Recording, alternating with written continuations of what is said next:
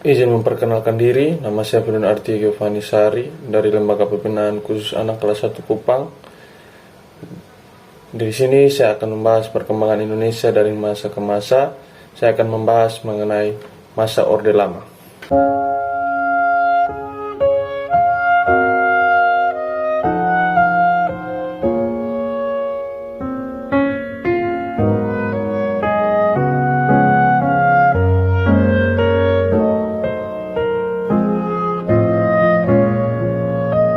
Masa ini berlangsung selama 20 tahun dari tahun 1945 sampai tahun 1965.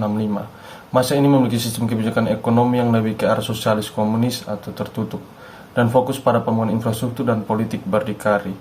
Pada masa Orde Lama, masa ini disebut juga dengan masa demokrasi terpimpin yang membuat suasana politik di Indonesia menjadi rumit karena semua merujuk ke Presiden Soekarno.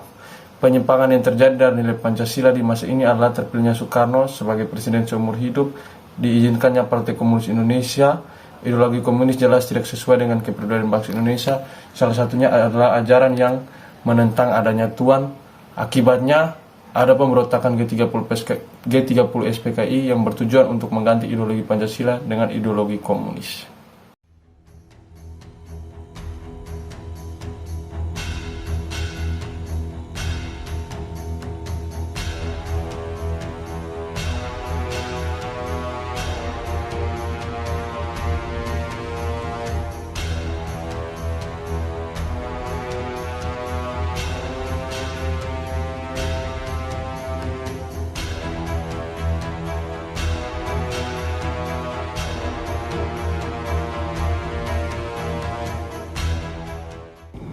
Untuk menyatakan berhenti dari jabatan saya sebagai Presiden Republik Indonesia terhitung sejak saya bacakan pernyataan ini pada hari ini, Kamis 21 Mei 1998.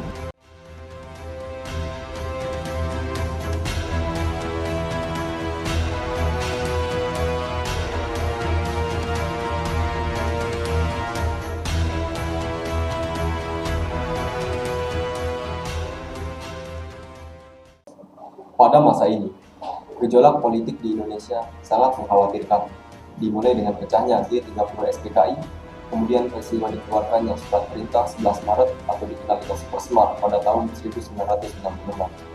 Walaupun pemerintahan Orde Baru berhasil mempertahankan Pancasila sebagai ideologi negara, pelaksanaannya pada tahun berikutnya ternyata malah keluar dari jalur. Banyak dari kebijakan pemerintah yang tidak sejalan dengan nilai-nilai hukum dalam Pancasila, antara lain dibatasinya kebebasan pers dan berpendapat, dibatasinya kebebasan berpolitik, munculnya kasus pelanggaran hukum dan HAM, dan maraknya praktik KKN di pemerintahan. Adanya penyimpangan ini mengakibatkan turunnya Soeharto dan digantikan oleh B.J. Habibie yang kemudian disebut juga masa reformasi. Masa ini membuat kehidupan demokrasi kembali bergairah dan kebebasan mewarnai kehidupan masyarakat Indonesia. Namun, kebebasan ini banyak disalahgunakan sehingga memicu perpecahan dan penurunan moral. Kesimpulannya, di setiap masa pasti ada gejolak yang ingin mengganti ideologi Pancasila, namun gagal karena ideologi Pancasila adalah ideologi yang kuat dan mampu menghadapi berbagai masalah dan yang paling sesuai dengan bangsa Indonesia. Sehingga dalam kondisi apapun, bangsa Indonesia harus terus menjunjung tinggi Pancasila sebagai dasar negara dan pandangan hidup bangsa.